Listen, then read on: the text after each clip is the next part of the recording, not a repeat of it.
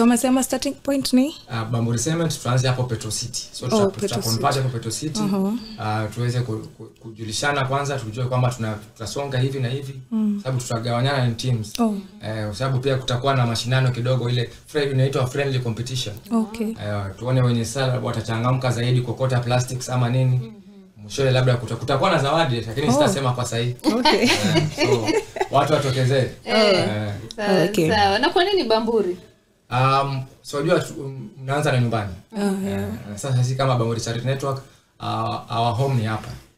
So tukasema hata tuanze na hapa.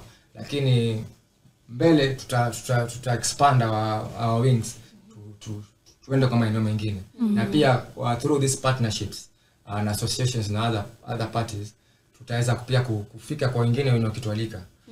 Kama leo through Muhammad nimeweza kujua kwamba kutakuwa na clean up tarehe 26 kwa beach.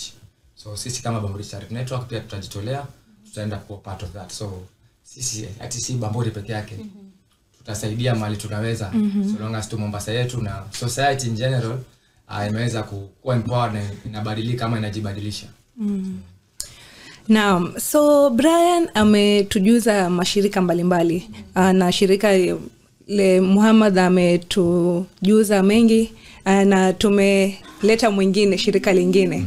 So atatuambia majina yake, yeye ametoka shirika lipi na kwa nini alichoose kushirikiana na Bamburi Charity Network. Karibu.